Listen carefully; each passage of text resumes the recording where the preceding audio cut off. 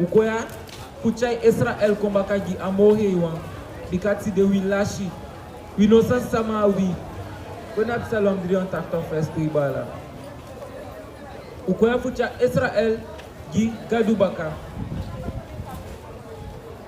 Yesa ni hana ferta verses ana bentaki ajo piki sani that you sa de midnari ku opo dem family fu Jacob Aya ay so ki taki wan piki sani fu wiya de adinari fu gadu fu chai Jacob kombaka gi gadu umaya ukonfuso Israel samana de bikade sama sa de lelu taki na Israel ti de ano Israel de elei and also you ki sama Israel ti de and unko woli de way fo gadu baka ya rishi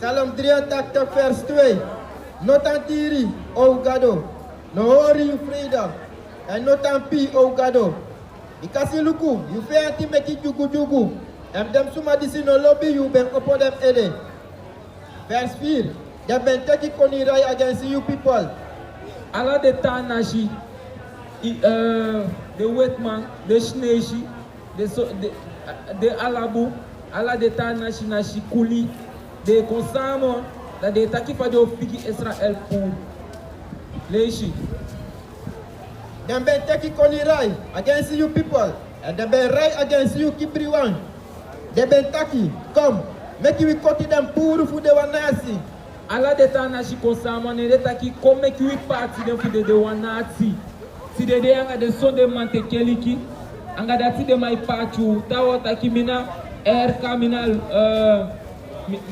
mina catholique mina follow evangelie mina Yehova kotoidi de mai pachu ani ala de bibi and otu de nesawe chaiti de ana wine na Israel wine ana pamaka wine ana luku ana samaka wine na Israel leishi de bentaki come make we cut them pour fu de wanasi so that them no sa membre da nen Israel moro adati meki no fu yati de no saptaki de na Israel de ma kone de ma pachu ju ome sotu ne ju rereki so that you no saptaki wina Israel mo and I don't want pick isani fu go soy Israel takina dena Israel meki de come fu holy de waiti fu gadu baka so that alasani sa waka bunanga wi lukufa we pina lukufa de Israel balanga de safuni kwa woya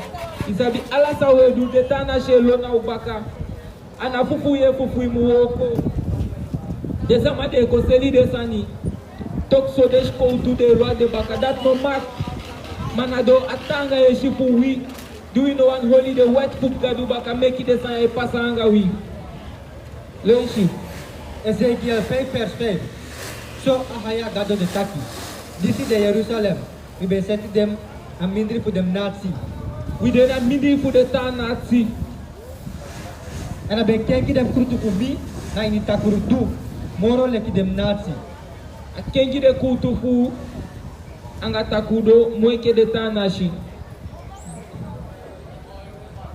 udat ede so masara gado de taki because untranga yesi ben komoro ipi wabitanga yeshi so gadu taki and ay komo hipi gonga na ini spreko 1 vers 620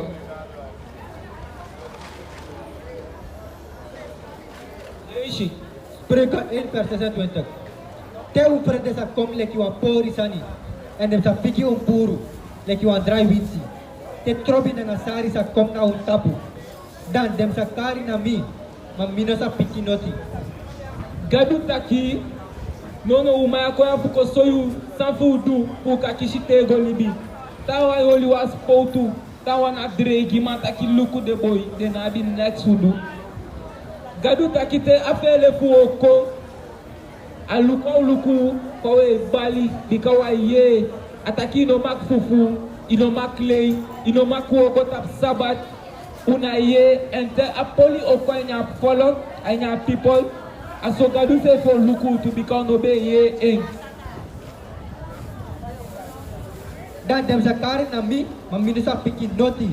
Yo kalina gadu cheba luku fame dede ma anau piki next anau luku yu dikabe taigi taki holi mi wet you know be wani si dede wishi pe go action sama ilobi gadu sa take yemi lobi gadu ma kogo luku sana lobi gadu ofnate opwana tapo ofnate go son de mante keliki dai lobi gadu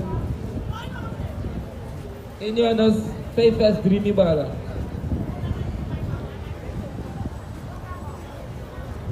En you on a paper 3 because if this is the lobby fugado. Sana lobby fugado. Dati we hold them commanderi for him. Tewe gason de mante keliki.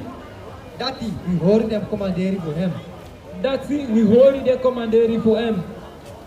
If we taki lobby fugado, dai sap taki ye holy the wat for eng. Mais ye nyagu, ye fufu, ye lei, ye huru.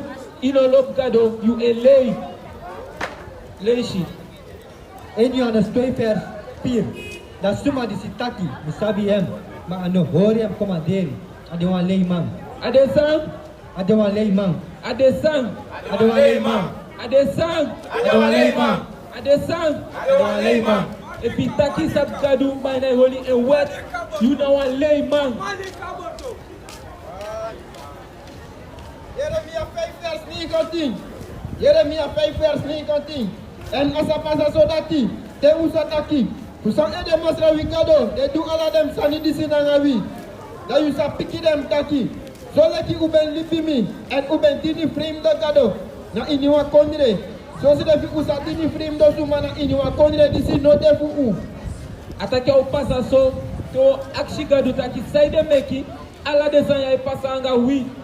And the we sabi kaba woko taiki taki. So eke fa ube fika de wet food gadu. Adat make you happy na mo eke ala de ta na shago taku. Leishi. Jeremia 5 vers 25. Usongu ben dry dem sani disi gowe. En usongu ben hori bu sani na pakagi u. U stop sondu. Romaina 6 vers 28 tak mi bala. Sana sondu. You di epoko de wet. You di no wani ye. Because we baliu fu konfu wali de weti fu gadu baka and ino wani ye tango do ani sondu leishi mi bala Romaina 6 vers 23.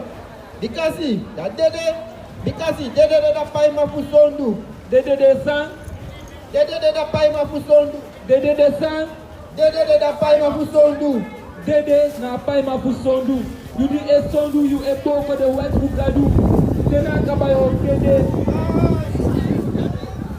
leishi mi bala Matthew 3 vers 2. Ana bentaki, dra you libi, because da konu kontra bu hemal de korosube kaba. Da you libi, fu wali de wet Israel. Bika konu konde ade konsube, luku fa corona ikom, de ma make the shiki. And the last day we libi. Dialogue, ala de san ya ukaba, udi eboko asabat, we edu sondu, wo dede, bika dede na afai ma fu sondu.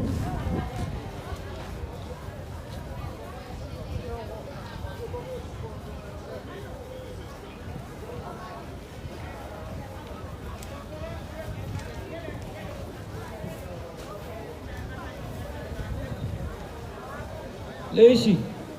Salam 20 vers 2. Olanga usa koti krutu. No pasi disi no de oprefti. En lupuna dem takrusuma nanga bung ai. Olanga we koti kutu wa falso fashi. Lukuna de taku sama anga bon ai. Asama sai fufu. If I fufu au dede. You no mak fufu mi bala. Stop. You a lay. You no mak lay. Gonga me want to for the wet. Leishi. Leviticus 19 vers 28. Uno sakoti uskin gidam dede suma. Efu meki marki na uskin. Jeremia 50, 51, verset 20. Uno sa meki tatuage. Desma sa meki tatuage na deskina wan sondu. Leishi dishi na wantup de wet wi e leishi. E fi no be sabi, da non potu anta waneta pu ma di sabi etan doen, you e sondu te ko amore wan desma sai te kon na de skin. We no mak. Vers niga na tuentok, no pori uma piking, ukidam abra leki wan uru uman. No pori uma piking fugide aba e ko uru uman. No leli uma piking fa we statu sani. Jaw komo bigi au denga gwenti entena kaba de pori asodo gwe balisangi jaganda. Dayo taki uma piking sai de meki adeso na you say fi pole meki akonso. Bikana desandi e balikien. Die wel die baiken fu awene skin. Leviticus 8 vers 20. So srefi. You know musu didom nanga you nasta wefi. Pori srefi nanga em. You know tido nanga sma vrouw. You know mak. En ook toe you know mak tido nanga sma ma ook toe. You e sondu. You e pori you srefi. Leishi. Vers 20. You know sa tido nanga wa mansoleki you tido nanga wa umang. Ade sita kru. Homo, you know mak do that in our Hector Takusani. If one kerki eleli de sot sanja, ika bigi longwe bika when you gonna hellfire. Leishi.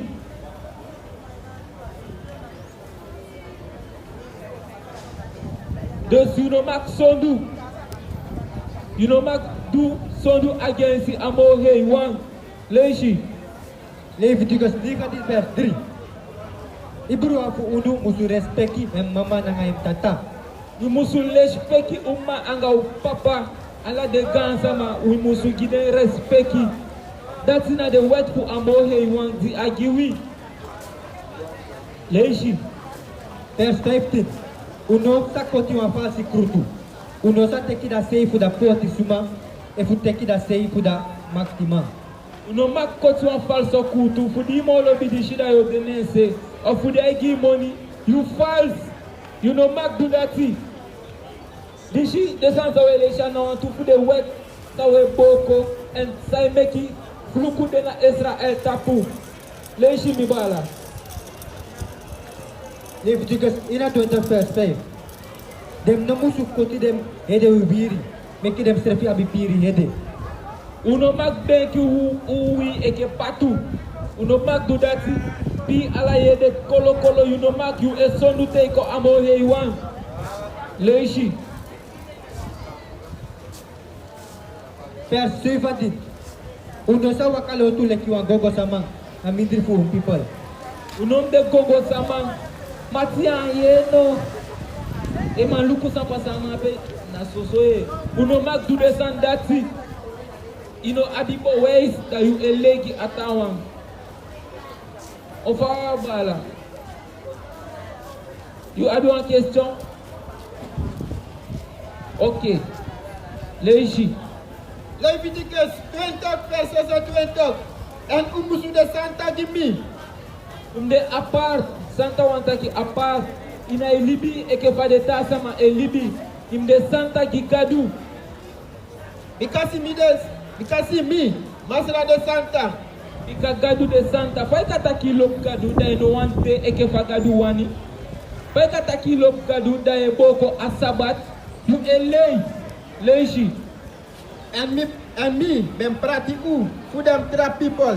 So that you say them people.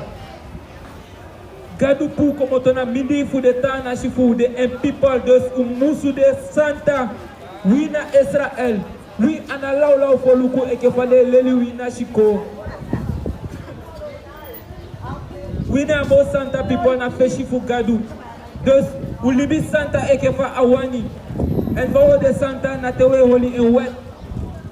Bika awet de Santa. Leishi. Leviticus 20 vers 7 na 20. Wan man efu wan uman, disi abi wan famiri winti. Efu ade wan bon uman. Futru umusu kiri em. Ino mak du bonu roko. Afoshina debe o ki en nono ya oko pali en dina oye pa ima fusondu na dede you o dede. Leishi mibala. Deuteronomy 17 vers 2. Efu asuma dena yu mindri, disi de libi na inu afu den portu fu yu, disi masra yu gado ben giyu, wan mang efu wan umang. Disi ben du ogri na inida ai fu masra yu gado. En ben broko hem akorderi. En ben godini tragado. En ambegi dem. E fu da som, e fu da moon kenki. E fu inuwa fu dem stari na hemel. Disi mino ben commanderi yu. En e fu sumategi yu. Dat is zo'n tak rudu ben pasana in Israël. Dan du sa chari da man e fu da uman disi ben du da ogri. Gona fesi fu da portu. En du sa naki dem na stong. Te wakabakata gadu afoshi da debe okina pe direct bika gadu na wajalu su gadu na ipati engrori na noata sonde mante keliki bika na façon de mante keliki du mabosta na son na sande bebeki asomeki ya woka ni sonde en Roms catholique amokshi ala de bibi fu de tana shi kwa ni fe mokshi du fe ne na sonde mante keliki en ala de ta keliki komoto sonde mante keliki de sudi e wakabaka wofu de rele kifu agonta puti de yu odede gadu no jure raki ma ju e wet leji mi bala in Johannes 12 verse 15 no lobby grand tapu if we dem sani diside na grand tapu if ini wasuma lobby grand tapu da lobby fuda tata no dena em ini luku sai pasa if you lobby grand tapu tumishi a lobby fugadu no de in you dai forbe sabati amakoko il lobby bonite itak boisan ala fashime wo kotide a lobby fu atta no de in you bikaye e boko e wet and we na Israel we anga de tanashi anawa tewe boko de wet fu amoheiwa da fluku etakona witapu en sai pasa luku fa hu edede na ala seifu gontapu ala seyu edede kankor heiburu sukuru shiki na wide sande mo kishi ana de tanashi wide santa make you chai wi sefi won santa fashi ma unom chai wi sefi eke unga de tanashi na wa wina konu piki prince anga princess leishi Jeremia 10 verse Jeremia 11 vers 10. Dem ben draigo baka na dem sondu fu dem grand afo.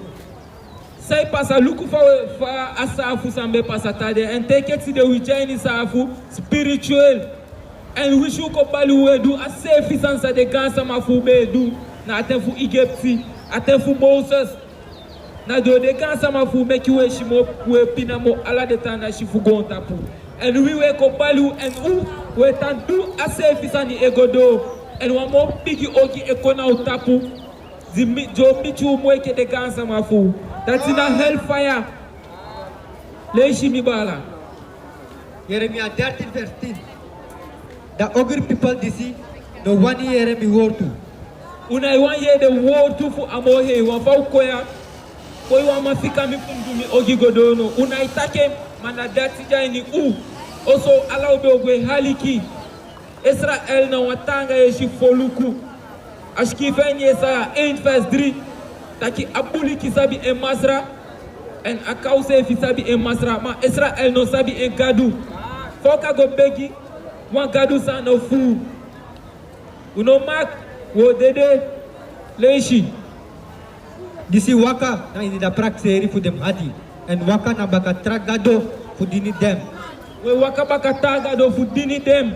We wakabaka uati unomak gadu na wanjaru su gadu ekefa usefi sabika babika de lelu asanja ni sonde mante kerki de lelu ala de sande ma de fault dika de na begi atutu gadu agado sa meki yemol anga gontapu agado fu Israel agado fu avo leishi mibala Openbare 12 vers 9 en de ben trouwe da bigi dragonadoro da urus neki dati disi dem kari didi pri na satan disi ben kori heri gro tapu didi bi anga satan sadu disi ben kori heri gro tapu sadu disi ben kori heri gro tapu didi bi anga satan koli higo tapu kwa fude fashifa koli higo tapu anga kerki leishi mibala Matthew 24 vers 11.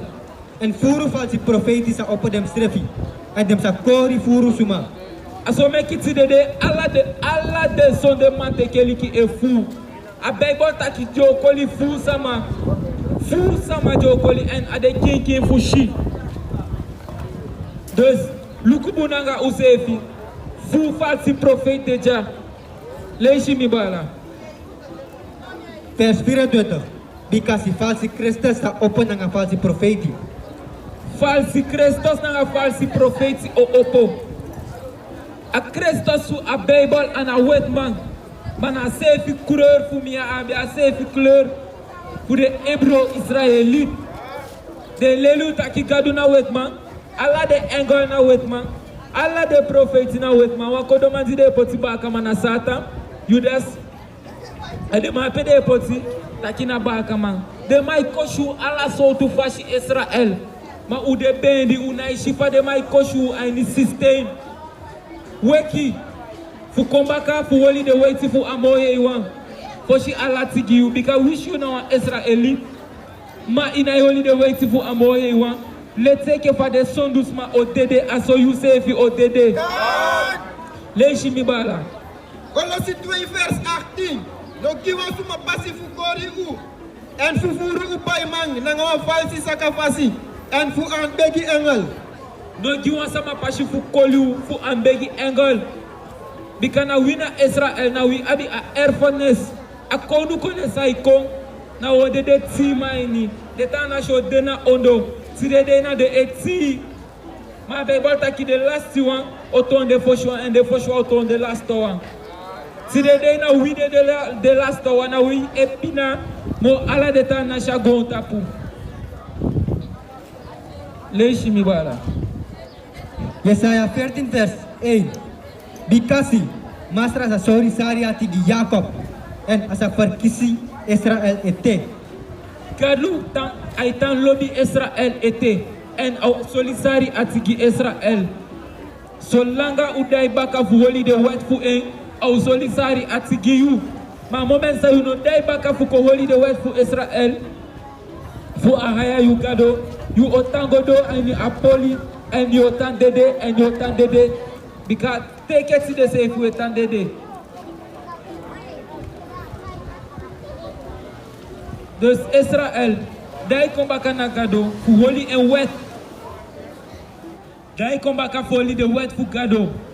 Wiki Israël, ano yu fu shibi mo, ana yu fu shibi mo, e fu tan e shibi godo, au lati.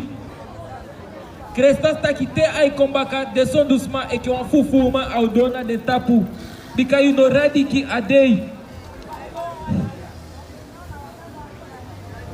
Leishi mi bala.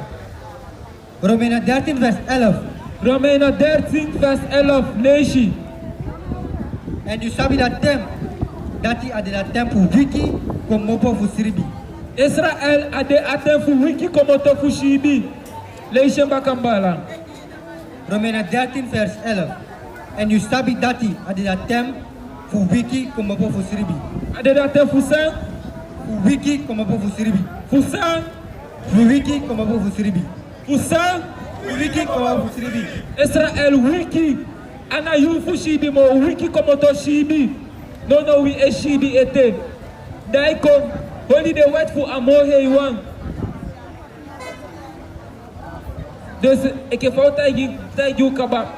Israël parti aini 12. A parti aini 12 fu famille. Dat is na de 12 fu lo. En Rooms Katholiek no schrijven in je Bijbel. Voor evangelie no schrijven in je Bijbel. Jehovah Katholiek no schrijven in je Bijbel. Maar Israël na people fu gadu en a her Bijbel etaki aba Israël. Lees je Jacobus 1 vers 1. Lees je die Shami Bala. Genesis 49 vers 28. Genesis 49 vers 28. Alla dem disi de dem 12 familie voor Israël. Alla dem disi de dem 12 familie voor Israël. En Israël parti na hier kon tapu. Do asafu do witanga yeshu wi parti. En lees je mi bala. Jacobus 1 vers 1. Want in Ari fu gado nanga masra Yeshua Christus. Gidem 12 família d'ici de Panha na Gros Tapu. Omen dede. 12 família. Omen dede. 12 família. Omen dede. 12 família. Israël de 12 familles. Leishi mi bala. Deuteronomium 28 vers 64. Deuteronomium 28 vers 64. En ahaya sa panya yu na mindri fu ala folku. Ahaya patui na mindi fu ala folku. Fu ala folku fu gonta poude. Wijai Europa, wijai Amerika, wijai de Caraïbes. Wina Israël. Afluku na pas no antanashi. Do tanga yeshi wi parti na ala sei fu gonta pou. Enti de luku sa iksa. Na wi ede e wakabaka de tanashi. Dena ede wina te. Ala sa de wani wi abif go mena nga de. Eke pa corona kwa we taini a photo. E fu de makonga de wetu abifu wakana de baka. Bikasai de we fele. Fu du uno sabi ugadu da wet fele de tanashi. Leishi mi bala. Mateus 24 vers 35. Solo qui abende na inida de fu Noah. So se refi asade fu da kombaka fu suma pikin. Luku nono ya we preki. Bena noasma na ipote yeshi e aliki. Alete ke fa bedena atef Noah aswa de baka. Fusma o dede. En anawas kreki sani giwi. Bikana so ahaya atake en wortu. Altijd au pasa eke fa atake. Leishi. Bikasi na inidem day. Na fesi fuda sondu fludu. Dem ben yang en dringi. Dem ben tro. En gidem pikin fu tro. Teleki da day disi Noah ben gona inida arak. Luku. Na safe sansa be pasa na temfu Noah. Na safe san de pasa ti de day. We nyang. We pishi, we lafu, u fegete taki wangadu elibi, u fegete taki awangadu meki agontapu and you safe. We pishi una idenki mo safe, una di koni. Israel mankeri koni. If you look at sa, that Bible safe take you take the last day we elibi and boy slide. We pishi mat sauko pasa anga wante aini apishi sa u epishi leishi. Dus Israël, daikoli gaduet. Also te Christos e kombaka e ki wan fufuma au do na itapu a Bible taki. You na fusta onte on you. Because you na follow the prophecy toli sambe taki. Matu maliki osoi baka foshi Christos ko. Dus Israël, luku de maliki ma fim shi de maliki. Imu daiko holy de wet fu gadu baka. Dus wiki komoto uitstribi Israël. Wina Israël. Wina prins en a prinses. Daiko holi a erfenis fu baka. Leishi mibala. 2 Timotheus 3 vers 1. 2 Timotheus 3 vers 1. Disi you must sabi too. Dati na in the last day takurtem sa kom. I need the last day takute okon. Luku fosama dede na ala seifu gonta pu anga corona san di de mameki. And the last day takute okon. A corona sani fu de mai soli kinki taki no fu de prophet. Fu de maliki sai soi taki ayu fu Christos edo leishi mibala. Bikasi sumasa lobby dem strefi. Dem sa abi bigi ai nanga bigi memory. Ataki wo lodu se fisote o abi bigi ai anga bigi membe. Unaki next to award tu. Asodi a problema take you to gadu sefi au deda iluku bikawa bitanga yeshi. Unai haliki leishi mibala. Dem sa proto. Dem sa kosi gado. Deo koshi gadu deo polo te da deo fege te de na oluku fa de koshi gadu. Ala sotu fashu e koshi gadu. Gadu taki umora sabat. No asmana yoli asabat. Ale teke koshi gadu. Kwenye Yesaya 66 mibala. Dikasaide. Tawataki anasaye nyang emeki sondu. Ente Christos so kumbaka lasma ufe gona loktu. Dabde kerki mailelisma. Mana so aude. Problem of pasa aini agonta. Pusama utede so furu. De takadu na ikisa maluko atefunoa. Omes magaduki. Aitis mana mwafkana libi. They want sabe sabi and wet. And I say if it's on your pasabaka. You know what only can do wet? Te ema piki e kombaka. Also lukutaki SFI oki. Leishi nibala. Yesaya 66 verse 15. Yesaya 66 verse 15. Because iluku masra sa kom nanga fire and nanga hem asiwagi. Te Christos e kom nanga fire and nanga asiwagi. Aga hi legre ay kom. En fim konga wa legre na wa peshi ana lafu yego. Ama na manenge. Ama iko poti and wet. Leishi nibala. Take you a dry witi. Pupaye mati brombaka. Nanga fire ati brom. Ala desmasai sondu Christos taki ati e brom.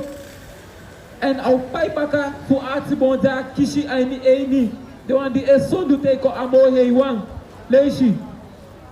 Because nanga fire and nanga hem horu. Masra sa fonisi ala libisuma. Anga hou, anga fire Christos okultu. Ala libisma sa libina go tapu. Anga fire anga en hou. En saudu. En asakiri furu suma. Saudu. En asakiri furu suma. Saudu. En asakiri furu suma. Sa Christos odu. En asakiri furu suma. Christos oki fu sama. Christos oki fu sama. Ala desmasai sondu. Te Christos e kombaka oki furu fu u. Anomitaki leishe baka mibala. Because nanga fire and nanga hem horu. Asa fonisi ala libisuma. En asakiri furu suma. Saudu. En asakiri furu suma. Christos oki fusma. Desmasa e lei. Desmasa e fufu. Desmasa na lish peki fu de mogawa. Christos oki ala desmadati. Leishi. Dem suma disi beki dem trefi comme Santa. De sondemante Christon. Di epeki fa de Santa. Auki ala desmana apetu. Leishi. En disi kirin dem trefi na inoa jari na bakawan bon na em mindri. En dem nyang agumeti. Wasma idoka taigim taki sa enya gwaini ishkina ichoboi. Ataki wafude sama sa oki desma sa enya agumeti anga samo. Nanga takursani nanga moisi. Takusani that's one taki goleshi ay le fitites elo au taigyo ala sa no maknya anga sa maknya. Leishi. Misa pigi dem puru makandra. Sa taki Misa pigi dem puru makandra. motanga. Misa pigi dem puru makandra. Christos of figi de pu makanda. Sama taki na mitaki. So masra de taki. Sa So masra de taki. so ahaya gado de taki. Te au kombaka au figi de pu makandra. Dus adei sa Christos e kombaka anawa moi dei e ke fade lelu na sonde mate kerki. Fusma o dede. Da dei fu Christos leishi mibala. Amos 5 verse acting. Elu na undisi de wani na defu masra fu kom. Elu, tatu antaki farnitok. Farnitok o pasay nga gon tapu. Tapu adei sa Christos e kombaka. Ana umoi. Leishi. Sortu kaba asa charigi da defu masra sa de dungru. Au de wan tungu dei. Problem. Dede o dede na alasei. Abe bol taki small dede so da nok taki. De wan sa utana libido waka foto fu foto kan de foshite da de shi wan smart. Sama o dede so furu. Si dede we luku na ubishi. Unai haliki. Mate o biki dede da usefi oshi. Leishi bibala. Ano sa de leti. Ana o de wan boy dei. Leishi. Ade leki wan mabelo wego kibiri fu an low. En wan berbe komiti hem. Presio sheke taki yo longo kibina wan tape. Shima wan boga problem okona itapu.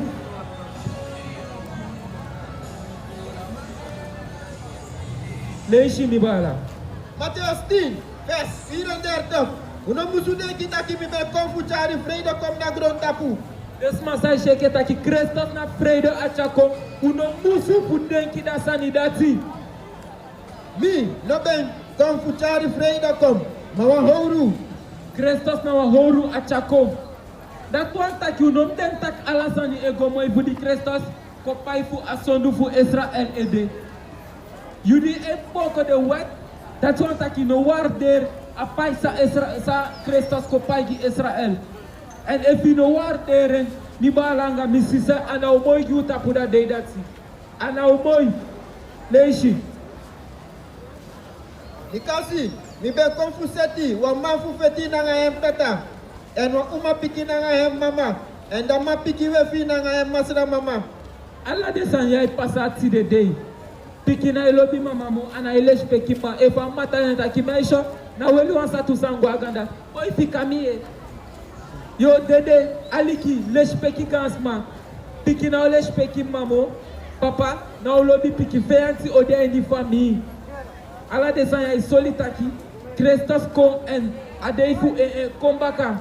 Leishi. 2 Timotheus 3 verse 2. Bikasi. Suma sa lobi dem srefi. Dem sa abi bigi ay nanga bigi membre. Dem sa prodo. Dem sa kosi gado. Dem no sagi yesina dem grand suma. Sama tire day. Desma abi bigi ay. De abi hei membe. De no lobi gado. De no lobi aliki de abi prodo fasi.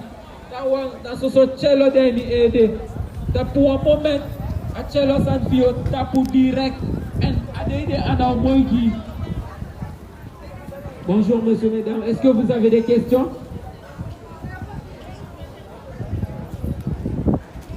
Ok, ben on continue. Leishi. Dem sa broko akorderi. Dem sa de falsi fotoiko. De falso kotoiko, Leishi. Dem no sa dongi dem srefi. E nou doengi den srefi fu holi de wet fu kadu. Leishi. Dem sa de torima. Dem sa abit tranga yesi. Jo abitanga yeshi luku sa pasa. Wishi pa uma sa taki Israel no aliki en ade kinki fushi. Ganse sama no de nasande ho ne go bay mi bakuba fumie. Oh de deni de dos de nay aliki en ana was treki san ka abay bol be take. En wishi pa no aliki uma o tataki. En bikasaide uno wani sama sondu de na utapu. En wotambari Israel blaka mananga ingi. Pude no boko de wet fugadu. Oso jo dede. Leishi mi bala. Esi hier 33 vers 32. En luku, you de leki wa tumsi moi singi. Fu wan suma disi abi wa moi stengi dem. En disi kan pray kum na tapu wan poku instrument. Because dem yere you wortu, ma dem no do dem. De ye. Israel e ye ma de na idusa abay bol taki. Dus na Somal you eye. Ataki sa we taki akona pasa ni yesh so shooting you. Mata puda day. Yo taki san masra gimme pardon. San sprekos infestation to endok taki. Ataki. No you e bishi, you e bali you taki you stop to the sondu. Wina Israel black mananga ingi. Kombaka and holy the way to amoye one. Da yunai aliki ataki te wan tempi na okona yu tapu. Te de plombre mo biki kwa nyago tapu na yo fele. Ma ana uluku di kai no be wani ye. Yu otan dede fu atanga e shifu yu ede. Leishi. En te disi sa pasa so. Luku, asa kom so. Dem sa sabi dat wan profeti ben dena dem mindri. Te atodo. Allah ya sabtaki de bala fu. De toalu fu boy fu Jacob, de baka piki fu en, de toal fu lobe ko taki nanga u. En uno wani etok, wo ma usabi. Allah ya sabi taki, u taki. Te ade odo, ale teke ate fu no asaude. Wante problem okona tapu, wante wo piki zede ani agon tapu. Usheke taki sa jogo mo beteke fade anoi. Wamo ogi sanja pashi ekom. Leishi nibala. Matthew 3 verse 22. Ma everyone, this is the year them work for me. Ma I not do them. They like you want dumb suma. You don't if you a year award to my night do they? Are they ekesan? They like you want dumb suma. They ekesan?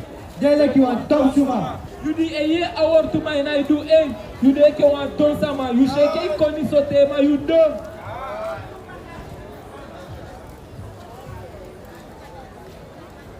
Leishi. Disi bembao hem osona santi tapu. Zibo en osona santi tapu. That's what I'm talking. Wish you want gun, wish you want piki winter say vi pasa papa. Ala usufi de lulu. You a year award to mine I taken. You sabtakina atuwi etaki. You ko no lelisman noa oti. Ma when cha Israel kombakaji amoye wa mainwan aliki.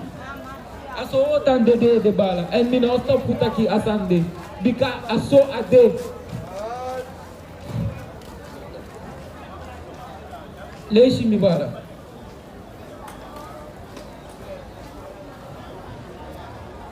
In Petrus 3 verse 12. Because them aifu masra, they not tapu them rekvaardig kisuma. De aifu gadu, a gadu sameki hei molanga gon tapu. E ein de tapu de rekvaardigsma. Desma sai honi e wet sai tai sei for apart fashi fu de tasama. Gadu na desma dati ai luku. Leishi. En nam yesi de oppo fu yere dem begi. Maar dat fesi fu masra de agency dem suma disi do ogri. Desma sai do ogi. Desma sa no 1 year. Gadu peshi de agency you. You don't think that tesanyo miti da yo sakata pikini. Da yo begina gadu da yo haliki. No, ana yo haliki ni balanga misa. Leishi. Johannes 9 vers 31. No, we sabi dati gado no arki na dem son du suma. Gadu na haliki son du suma begi. Gadu na haliki tanga ye shipiki begi. You sabtaki no magdu son du ma etandu eke baye wali gadu eke wa crap man. Gadu ana sama sa de lelu tap so de man te keliki etaki na wa safi man. Gadu na wa manenge. Leishi. Ma efu ini wasuma ambegi gado en duem money na hem as a arki. Desma sai ambegi gadu en du de wani fu gadu na den ay harki an ay haliki son du sma begi. Leishi. Salam 40 vers 9. Mi lobby kudu yuwani o mi gado. Ya, you work dena in miati. Gadu wat de anui ati. Ulobi tu gadu wani en u otandu e wani en wap de wani gadu nataki. Puchai Israel kombakaji amoye wan. Wishu na haliki. Wate okon umayana de amo. Wo sukupu umayama na ufenyu fushi. Des Israel digu amobu zanzambeta jubige aliki uteki ube boda ustuka. Bikadi achodo jumana ude amo juo sukuma yate. Mauna ufenyu fushi. And we should call them say, gadu taki, mi nom taki next, mi dat na utaki next, mi ofika wa new problem. Because be koa leishi, ukontu leishi, ukonti leishi, ukontenga dunsu leishi, unaye, chade odo, unaf komoro, umana utaki next, leishi. Amos 9 vers 11. Amos 9 vers 11. Luku, dem days are come, so masra gado de taki. I need a day ya, so gado taki, and the days I come. Dati, isa send you angry tem kom na inida kondre. Wa anji ten okwanya gon tapu. The day e come. Leishi, dishi na wa prophet toliye. Leishi. Ano tade wa angry tempo brede e fudre watra. Ano de anji te fumbele o fude wata mafusang. Ma, kuyere da votu fugado. Kuye award to fugado. Because if you don't take no tangi te apodo enough cut up me. Mi na otaki na fude kita ke aboya na kelikim na wabibi man. Make me go kande ausari mi. Mi bali ino 1 year, mi e libiu tute ino 1 year. Mi e woko nanga de commanderi fugado. Mi na woko nanga mi egi wani. If you are woko nanga you wani, that na you problem. Leishi. En dem sa dribble on to kuse telekise en for the north telekida oos. Ala sei fu kontapu umaya de en wo sukuna ala sei fu kontapu tu. North, south, west, wo sukuma matok so una ufenyu umaya. Leishi. En dem sa longo pusukuda wortu fugado. Ala sei wo suku awortu fugado ma una ufeni leishi. Madem no sa feni hem. Kan.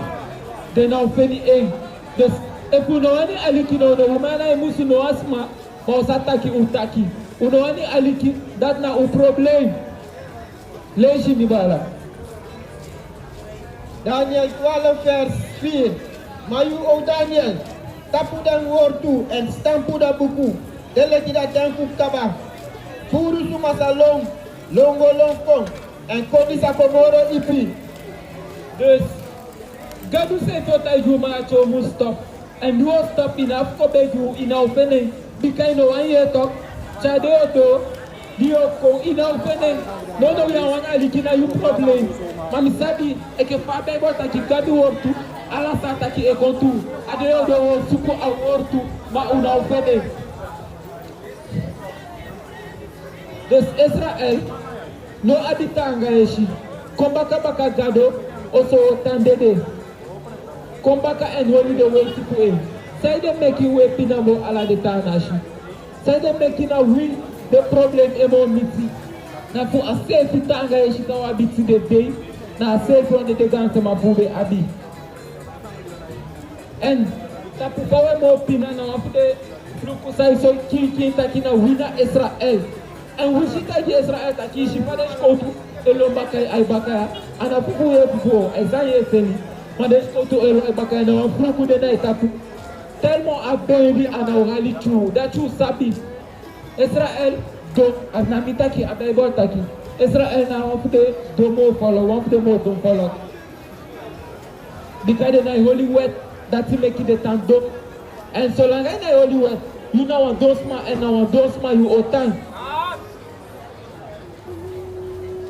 Dus Israel, wiki komoto pushibi. Ubu lupa ema, now they know my tapute Christos oko. Because Allah uya sabi, no afu na omashte taki, gadu, minobeye awortu. No afu na omashte tapuda day dati. Ana umoi, ataki anga eho, au kifu sama. Israel, wiki. Voilà, il y a bien un texte. Openbare 12 vers 12. Udat ede prisiri uimal en udisi libina yam ini. En lufu dam suma disi libina tron tapu nangada se. En lufu des masai libe ni kon tapu anga ase. Because saide di de problemo biki ahemolu wan problemo de ma gon tapu ya. Gon tapu ya gison sama wan shuti peshi. Bomi lobi libiere meki mi cello. Gigadu agonta piana so fluku de ine.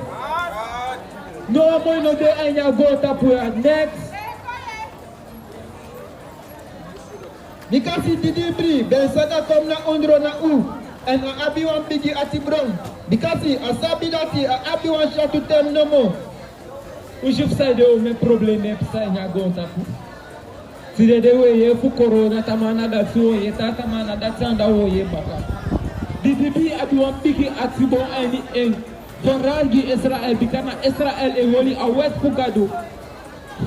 De se luki kontapu problem ja ni kontapu. Luku fa Israel alone. De nanga netide alone. No fluku de tapu u. Ma unaishi Israel wiki Israel ano humpushi bimo manafu wiki. No abitranga yesi. Et c'était un problème au Teku, Kaduna, Yeo, Abu, Leji. Matthieu 20 vers 29. And if them not them making them they come tomorrow shatu. No one to maben satana libi. No, the day almost shatu. Unavten kitaki agonta pooli, sidun suali ete. No, unavten ki de Sunday. Gadu o satu de day, also no asma otana libi leji. And if them no them make them day tomorrow shatu. No suma ben satana libi. Ma fu them suma disi et de disi kada ben for kisi as a shatu them day. Pour Israel aider, mais qui gadu au château de day. Na pour oui aider au château de day. Les chimibala. Et suma gadu for kisi. Et ça a fait.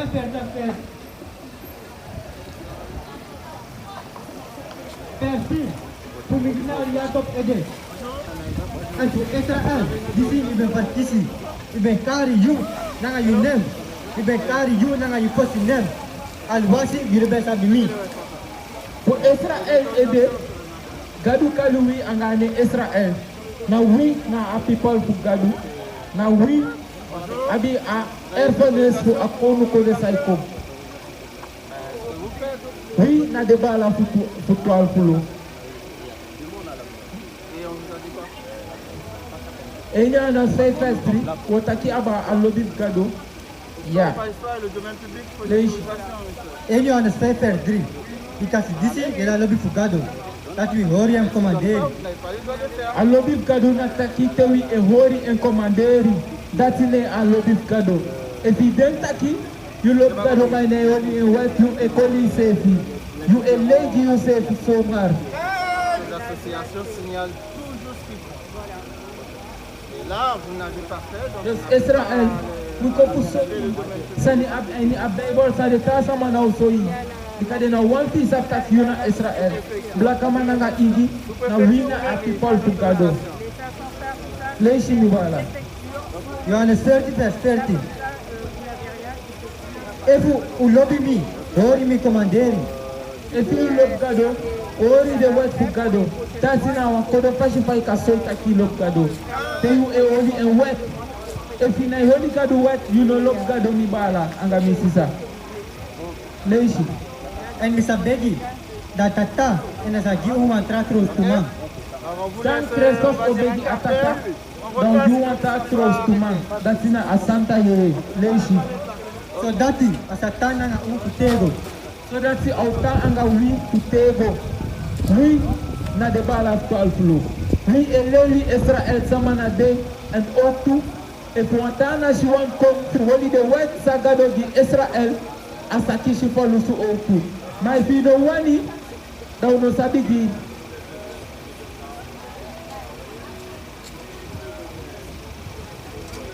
Dus abala ogodo anga alles.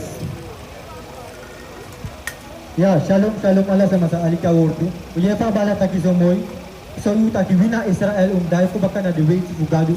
Uhole eke baski ben na bukuyazo. Dogi mina opubar e petri. Wan tuwa ke liki furu day. Desa mafuya taki abawo ti fugado. Mar dinailisha bukuju eke baski ti. Ma aliki sa gadu taki ni opubar e petri. Lesi kimbala. Upamare I, verse 3. Blessed Buddha Suma disi de lazy. Blessed asa masa Elisha work to fugado inside tomorrow fara lazy. And them disi here them work to fuda prophet taki disi. And hori them sani disi de skrifina ini. Because he attended kabata kute eko. Ede me ala lesa ya se kasa. You see? For all of Israel. Deta na siya kote ko tani chaibu eke baski na bebo taki fuluku dina witapu. Eke babala ya bonjour. Eke babala salu kabataki umoli de way to fugado.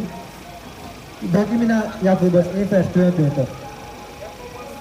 Jacobus 1 vers 22. Ma un musu dusan da wortu de taki. Lesi de wat gujo na fiaso. De gadu taku dusa a wortu taki. Lesi En no yere en nomo.